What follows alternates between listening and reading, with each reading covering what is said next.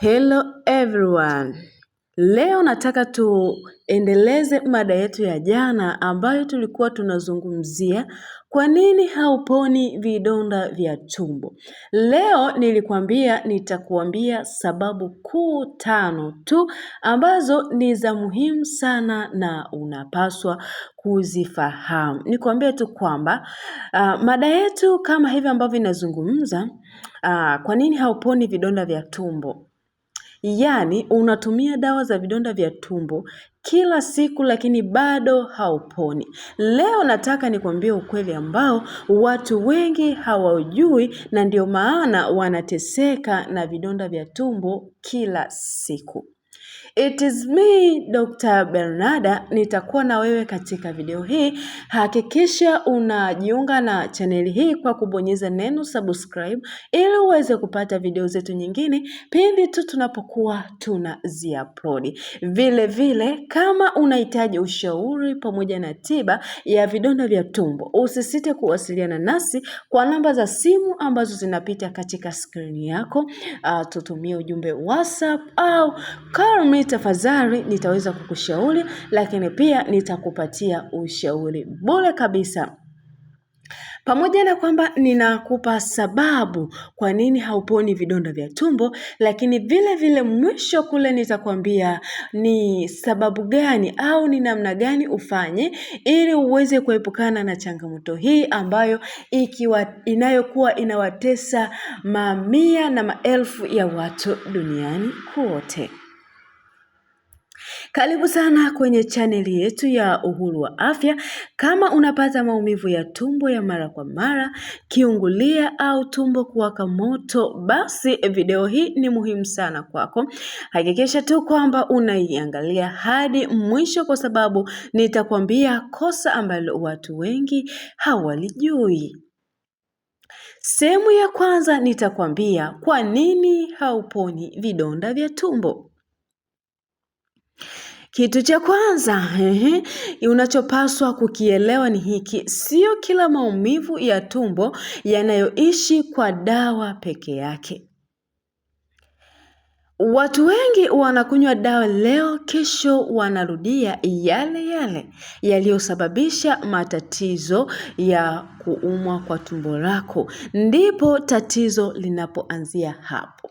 Yaani wewe umetumia dawa leo kwa sababu ulikuwa unapata maumivu ya tumbo, saa ingine hata usijue kwamba ni matatizo ya vidonda vya tumbo au ni tatizo lingine tofauti, ila wewe unatumia dawa ili mradi upate suluhisho.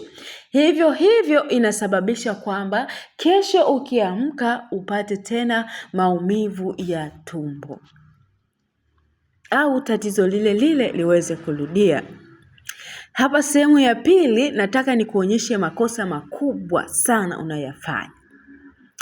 Kosa la kwanza ni kosa la kawaida sana ambalo kila mtu huwa analifanya bila kuzingatia kiafya. Kosa la kwanza, kunywa chai au kahawa kwenye tumbo tupu.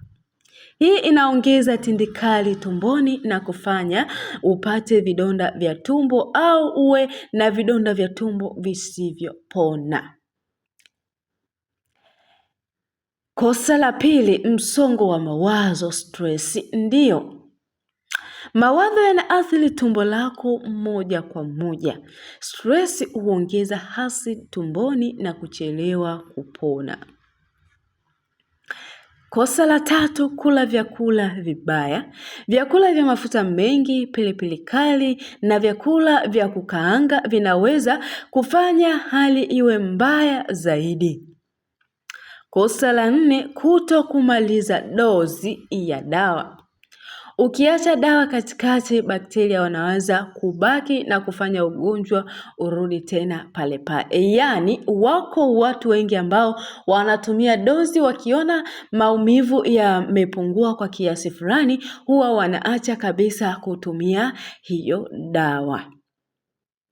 Kosa la 5, maambukizi ya bakteria anayeitwa H. pylori. Hii ni sababu kubwa sana ambayo watu wengi hawaijui. Bila kutibiwa vizuri, unaweza kuendelea kuumwa hata kama unatumia dawa nyingi zaidi, kwa sababu bakteria anaitwa H. pylori anahitaji kudhibitiwa kwa haraka zaidi na kwa ubora ili asiweze kurejea tena. Sehemu ya 3, dalili za hatari zaidi. Tutakwenda kuzungumza hapa dalili za hatari. Kama una hizi dalili, usichelewe. Maumivu makali ya tumbo hupatikana au kupata maumivu ya tumbo, kutapika mara kwa mara, kupungua kwa uzito bila sababu, unapata kinyesi chenye damu. Hizi ni ishara kwamba tatizo linaweza kuwa kubwa zaidi. Dalili ya 4 nitakwenda kuzungumzia nini ufanye sasa wakati ambao unapata changamoto hii ya vidonda vya tumbo kurudia mara kwa mara. Kula kwa wakati. Usikae na njaa muda mrefu. Wako watu ambao wana tabia ya kuwa anaamka anakuambia kwamba nimekosa appetite ya kula na anaacha kabisa kula. Kitendo cha kula kinahitaji hata ujilazimishe, kwa sababu utumbo hauhitaji wewe ukae bila chakula. Utumbo unahitaji upate chochote kitu, kwa sababu wale bakteria ambao wanashambulia tumbo lako wakija wakute kitu ambacho kitawasaidia wao kuweza kujipatia mlo wao. Hivyo wanapofika kwenye utumbo huo wanakosa hicho kitu, wanalazimika kushambulia utumbo wako, na hivyo husababisha upate majeraha ambayo ndio tunaita sasa vidonda vya utumbo. Kitu chingine cha kuzingatia, epuka kunywa chai tumbo likiwa tupu. Watu wengi wanakuambia kwamba ngoja nipate kitu cha moto kidogo ili niweze kufanyaje kupata kitu kingine.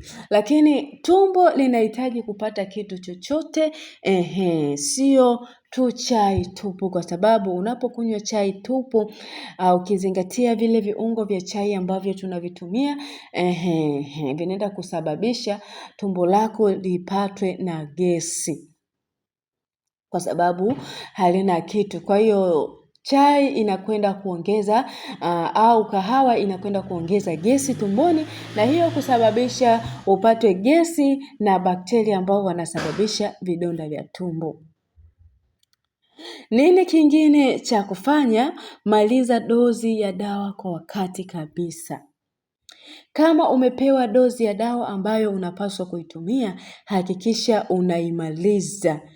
Kunywa kwa mwendelezo dozi ya dawa kwa siku ambazo daktari amekuandikia, kwa aina ya dozi ambayo amekuandikia, hakikisha unaimaliza ili uweze kutatua changamoto hiyo.